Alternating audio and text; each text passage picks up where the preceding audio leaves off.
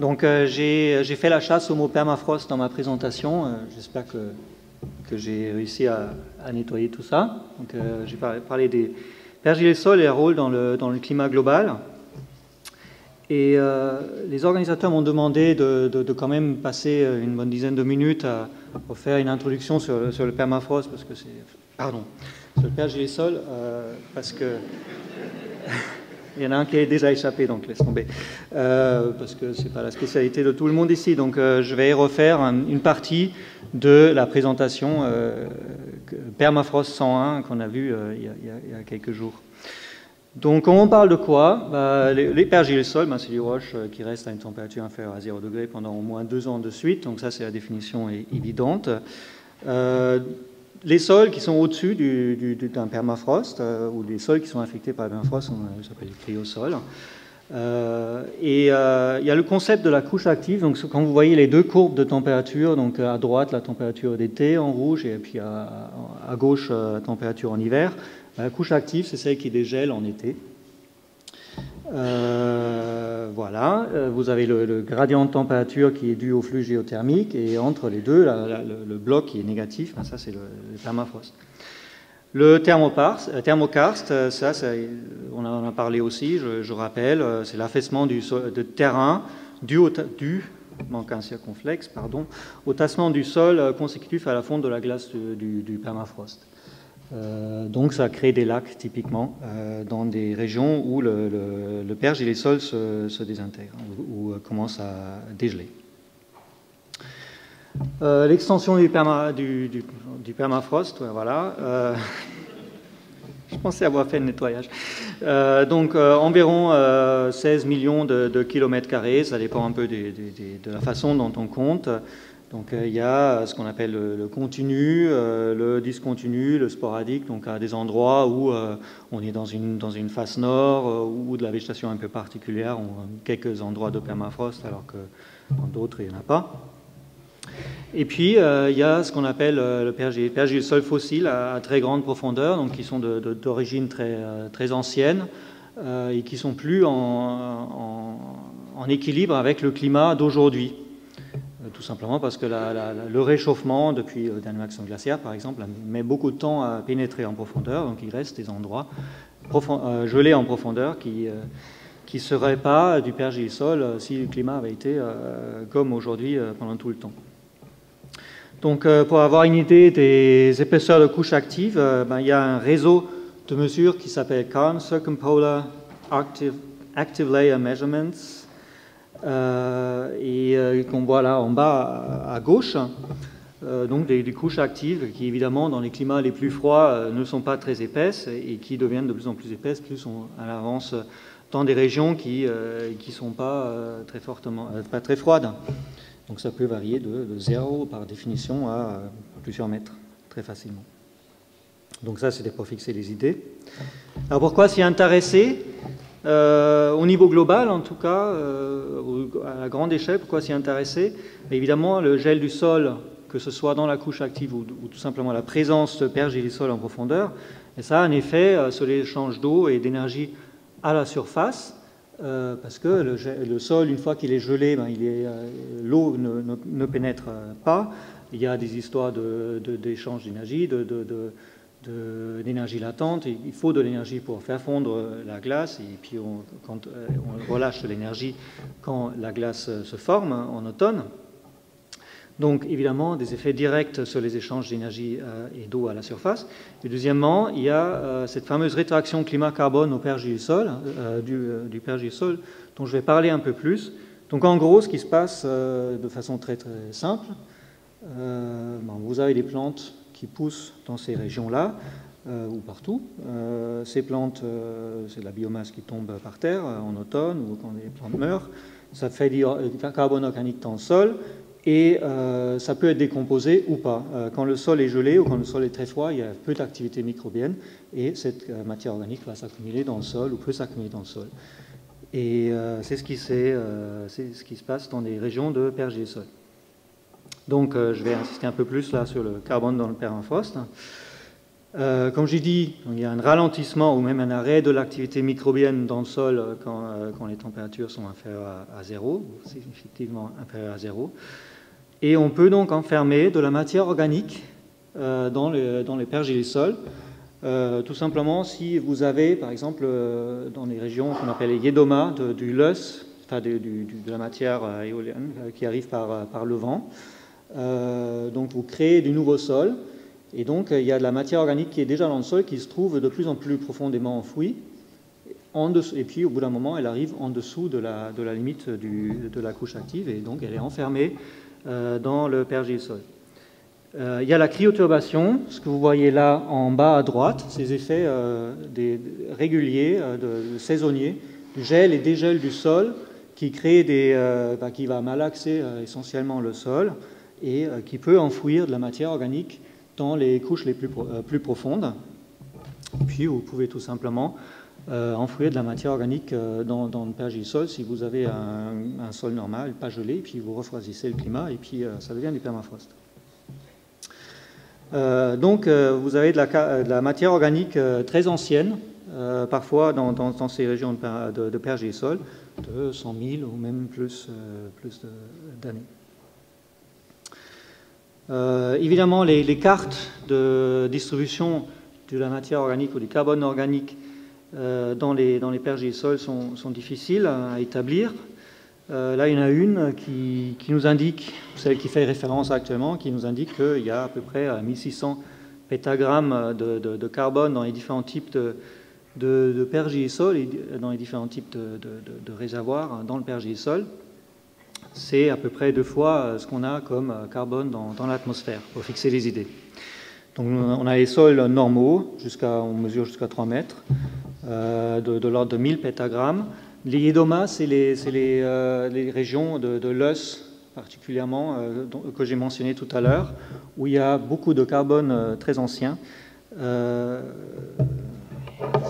Par exemple, on les voit par ici, notamment. En Sibérie orientale, il y a une grande région de Yédoma qui contient beaucoup de carbone. Et puis les deltas de rivières, par exemple, aussi. Et puis ce que je n'ai pas mis là, c'est il y a beaucoup de carbone dans les régions des peatlands, des tourbières, où la présence d'eau, évidemment, ralentit aussi la décomposition de la biomasse. Donc en tout, ça fait quand même une fraction substantielle du carbone organique total qui est à la surface ou subsurface de la Terre. Donc là, évidemment, dans les régions ici, ce que vous voyez, c'est la biomasse, c'est les arbres elles-mêmes, tandis que dans les régions au nord, les valeurs fortes de carbone organique, ça c'est dû au carbone organique dans le sol, essentiellement. Et ce dégazage potentiel permafrost, quand vous réchauffez le climat et que l'activité microbienne peut reprendre, ça constituerait une des principales réactions potentielles, en tout cas positives, entre le bilan de carbone du sol et le changement climatique. Donc l'idée est très simple, comme j'ai déjà dit. Vous avez, alors ça ne se voit pas très bien, un réchauffement du climat, le carbone, la température du sol augmente, le pergélisol commence à fondre, il y a de l'activité microbienne qui reprend et on relargue du CO2 dans l'atmosphère et c'est reparti, donc c'est une rétroaction positive. Et puis à l'intérieur de ça, il y a une potentielle rétroaction positive dont je vais parler un peu plus tout à l'heure. Alors, je suis modélisateur et donc je vais parler aussi pas mal des modèles là. Et ce qu'on voit, en tout cas dans les modèles de climat, c'est que cette rétroaction potentielle climat-carbone due au pergélisol, elle n'est pas du tout ou très mal prise en compte dans les modèles, et tout simplement parce que le gel du sol ou le permafrost n'est pas représenté dans ces modèles, et donc on n'a pas le réservoir de carbone qui va avec dans ces modèles. Donc ce qu'on voit ici, c'est issu de l'exercice d'intercomparaison de modèles CMIP4, donc il y a quelques années déjà, où on regarde dans les projections climatiques sur une centaine d'années le flux CO2 intégré dans les régions boréales. Donc quand c'est négatif, ça veut dire qu'il y a du CO2 qui va dans le sol tout simplement. ou dans la biosphère, et quand c'est positif là, ça veut dire qu'il y a du carbone qui est relargué vers l'atmosphère.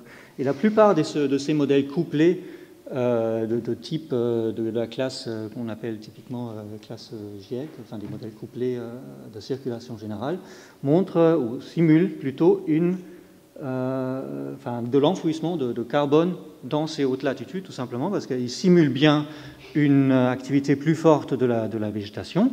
Il fait plus chaud, il y a plus de CO2, donc les plantes poussent, mais ils ne simulent pas du tout le relargage potentiel de matière organique des sols, tout simplement parce qu'il n'y a pas le permafrost et donc pas le réservoir qui peut se désintégrer. Donc il faut faire quelque chose. Donc, quels sont les processus de dégradation des pergélisols? Tout simplement, quand vous réchauffez le climat, donc ça c'est un truc conceptuel ici, avec le temps ou avec l'augmentation du dégel d'un réchauffement climatique. Première chose, vous pouvez avoir, donc ici dans l'axe Y, vous voyez l'importance du processus de dégradation ou de dégel du permafrost. Première chose, c'est l'épaississement de cette couche active. Tout simplement, il fait plus chaud, la couche active en été devient de plus en plus épaisse, donc ça c'est normal. Il y a la formation potentielle ensuite la formation de thalliq. Le thalliq, j'ai mis ici, c'est une couche dégelée en permanence au-dessous du permafrost, au-dessus du permafrost et en dessous de la couche de surface qui gèle en hiver. Tout simplement, quand la couche active devient de plus en plus épaisse, au bout d'un moment, on va former ce qu'on appelle ce thalliq. Donc au-dessus, ça va geler en hiver et en dessous, il reste du permafrost. Donc forcément, ces deux processus d'épaississement de la couche active, je suis où là ? Marche plus. De la couche active et de la formation de thalliq, c'est complémentaire. Ensuite, conceptuellement, avec le temps, vous commencez à dégrader du permafrost. L'érosion des côtes et des rivières qui consistent de bancs ou de côtes qui ont du permafrost va augmenter. Tout simplement, le ciment que forme la glace, il disparaît. Et au bout d'un moment, quand vous n'en avez plus, ça disparaît.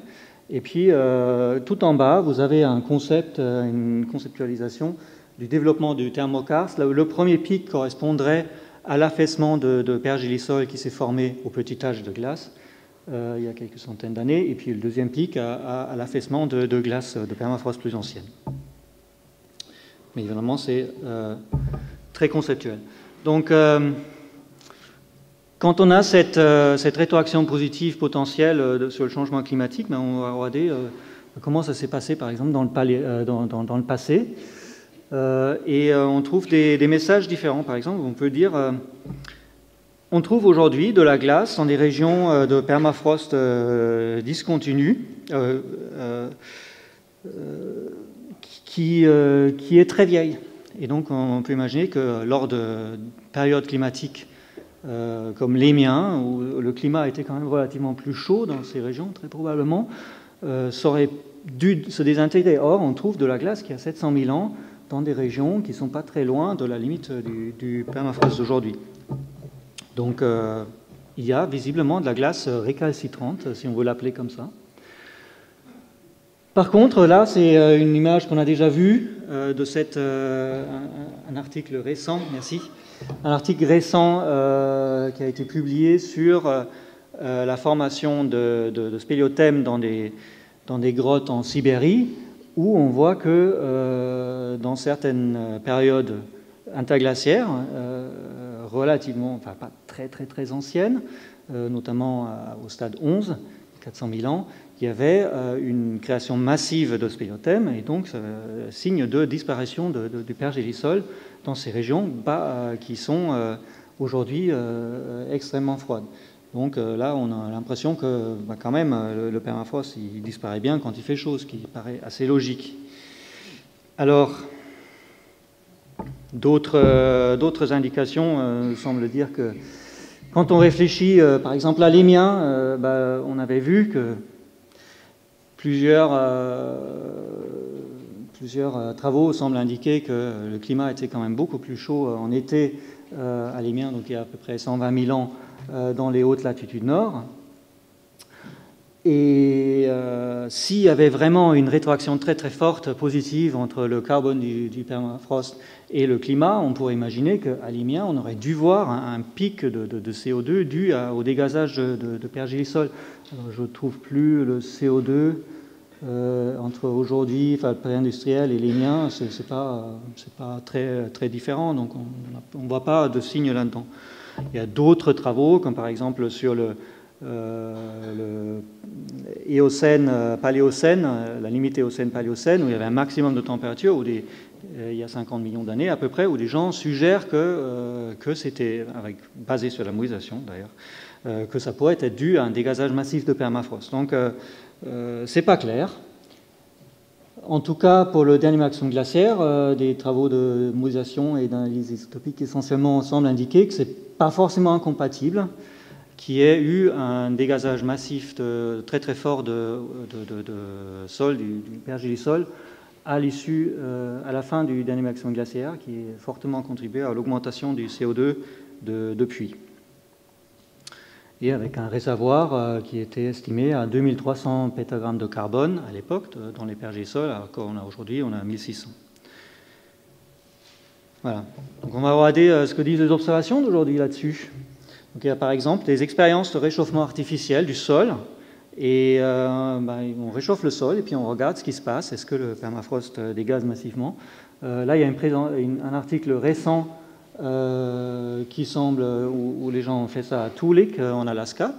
Au bout de 20 ans, on voit un regain d'activité dans le sol en profondeur, mais pas forcément un dégazage massif.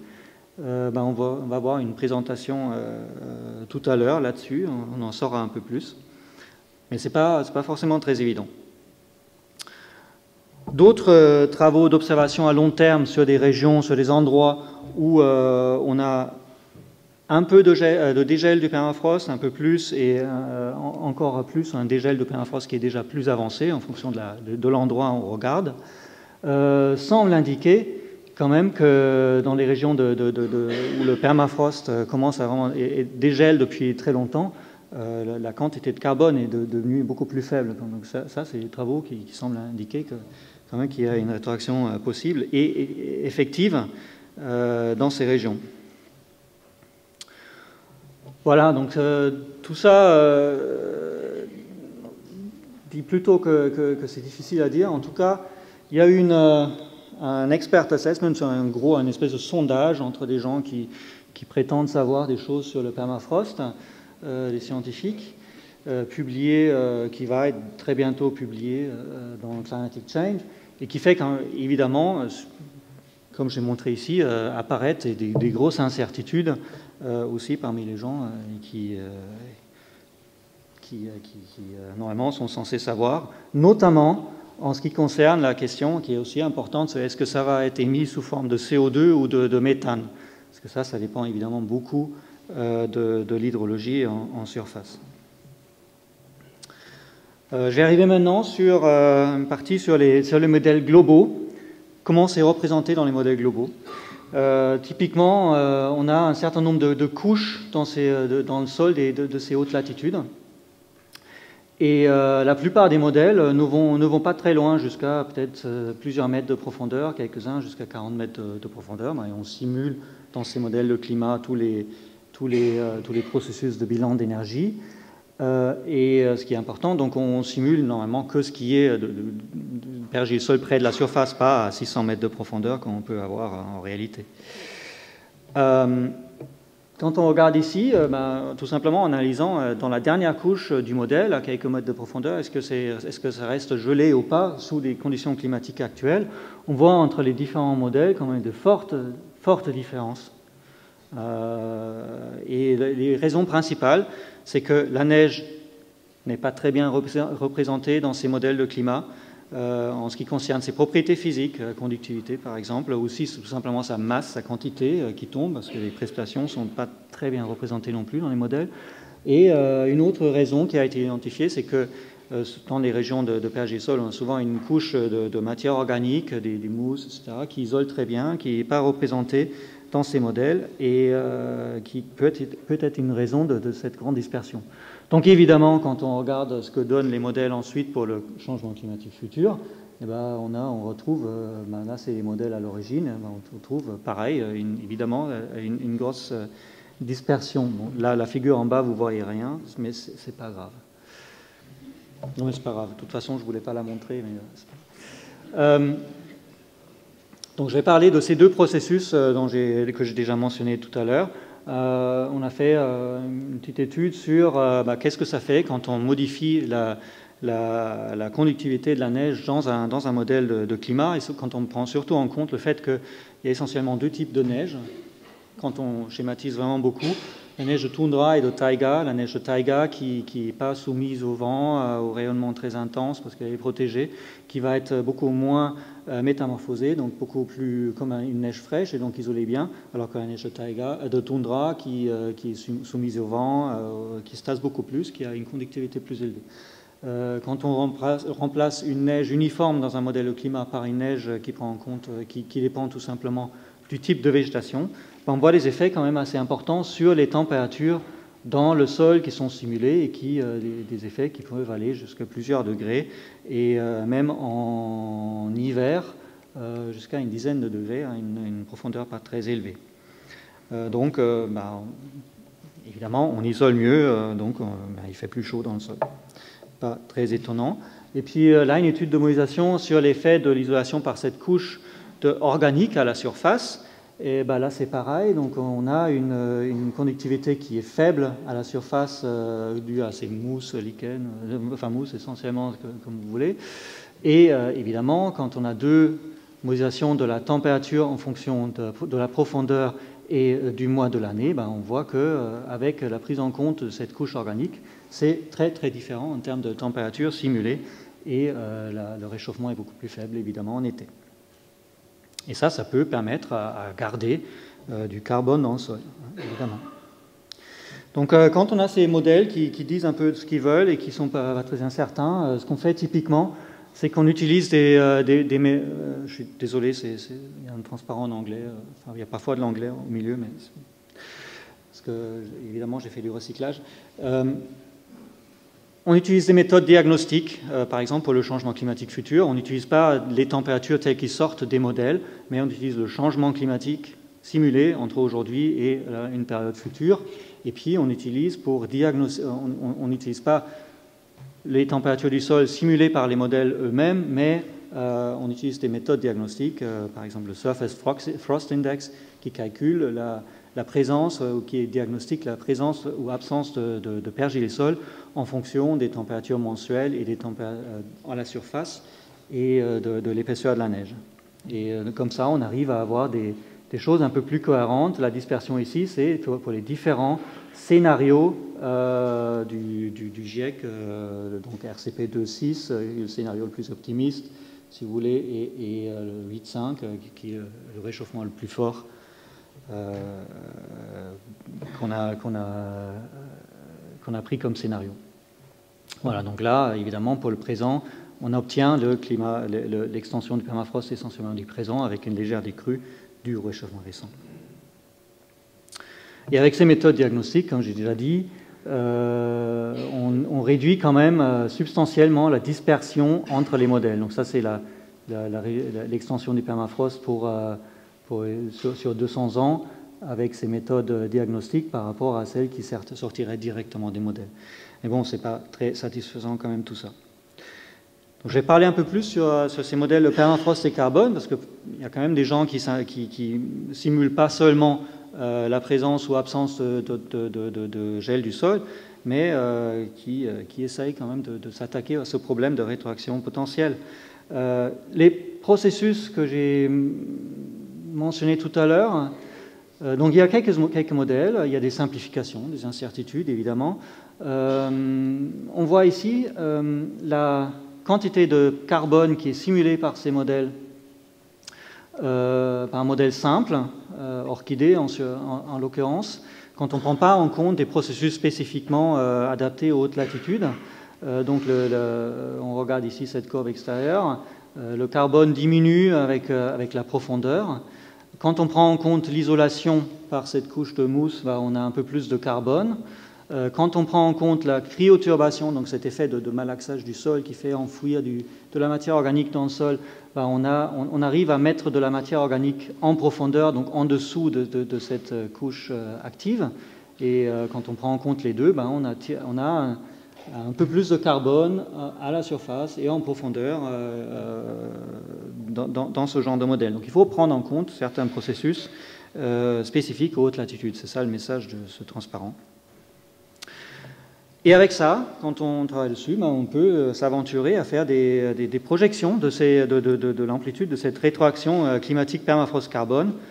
Et les résultats entre les modèles, ça va sans dire, sont extrêmement variables, qui dépendent un peu des processus pris en compte. Je prends ici une simulation extrême, enfin une étude un peu extrême. Donc là, la courbe rouge, c'est en fonction, en fonction du scénario, on va prendre ici tout simplement ces deux courbes-là, en fonction des scénarios envisagés de réchauffement climatique, ils ont plus ou moins de disparition de permafrost, et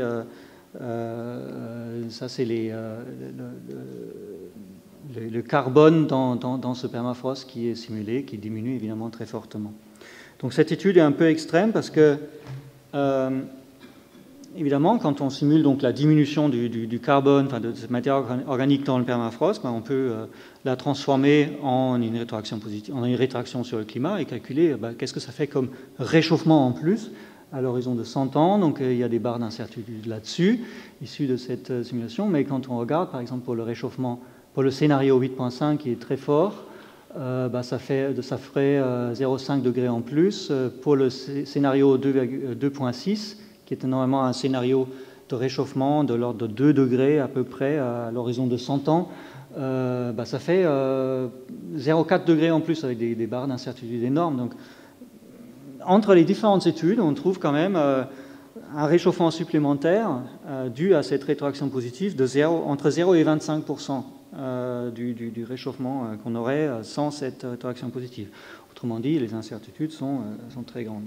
Et en gros, on peut encore pas dire grand-chose. Combien de temps il me reste là? 3 minutes. Donc je vais passer très rapidement sur les processus pas ou pas toujours ou mal pris en compte. Donc par exemple, ce qu'on appelle la compost bomb, la bombe de compost. D'accord. Vous avez beaucoup de matière organique dans le sol. Et quand vous avez un compost, vous savez qu'il est un peu plus chaud quand il se décompose vraiment. Donc il y a des gens qui prétendent que quand vous commencez à dégeler le permafrost, vous pouvez avoir une rétroaction positive à l'intérieur ici. La matière organique se décompose, l'activité microbienne réchauffe le sol et ça fait ici une rétroaction positive à l'intérieur de la rétroaction positive. On a fait des tests là-dessus. Effectivement, ça peut marcher, en tout cas dans les modèles. Mais il faut certaines conditions bien particulières, fort réchauffement rapide en surface et une très haute concentration de carbone organique dans le sol. Donc ça ne marchera pas certainement à très très grande échelle. De manière plus générale, en tout ce qui concerne ces problèmes d'activité microbienne dans les sols, il y a beaucoup de progrès à faire dans la compréhension de l'activité microbienne, la sensibilité à la température, à l'humidité, modification de la composition de ces microbes, quel genre de microbes vous avez, et dans la représentation dans les modèles, évidemment. Les zones humides sont très mal représentées, c'est des gros problèmes pour les modèles. On a déjà vu ce transparent-là avec la disparition de certains lacs, tout simplement le drainage parce que le sol commence à dégeler plus en profondeur, donc ça draine mieux. Il y a d'autres lacs qui se créent à cause du thermokarst. Donc là, il y a une présentation aussi là-dessus qu'on va voir tout à l'heure. Des tourbières qui sont des hotspots de carbone qui sont mal représentés dans les modèles. Donc là, on a une simulation du carbone dans les sols qui ne prend pas en compte ces zones de saturées en permanence et qui ne représentent évidemment pas ici ces zones de tourbières et donc les réservoirs de carbone qui vont avec. C'est un processus lent dans cette formation de thermokarst. Il y a quand même des simulations là-dessus qui simulent d'abord une augmentation de présence de lacs de thermokarst. Tout simplement, le sol commence à se dégeler on forme des lacs de thermokarst et au bout d'un moment, ces lacs se drainent. Donc là, c'est sur une échelle de 100 ans. Ça n'existe pas dans les modèles globaux pour l'instant. Donc de manière plus générale, l'hydrologie froide, les effets du gel du sol, c'est mal représenté dans les modèles. Et il y a des changements futurs qui sont antagonistes. Et il y a plus de précipitations prévues dans beaucoup de régions, mais aussi plus d'évapotranspiration, tout simplement parce qu'il fait plus chaud, un meilleur drainage. Donc savoir vraiment comment va changer l'hydrologie dans ces régions, c'est un défi. Un autre effet qui est difficile à prendre en compte ou mal pris en compte dans les modèles de climat, c'est l'embuissonnement. On a déjà parlé de ça aussi il y a 1 ou 2 jours. Donc l'augmentation de la végétation qui peut avoir des effets sur le sol en dessous, parce que ça change la propriété de la neige, comme j'ai dit, ça protège le sol qui est en dessous en été, parce que tout simplement vous avez pas le rayonnement solaire direct qui arrive dessus. Donc des effets évidemment sur les réservoirs de carbone qui sont en dessous.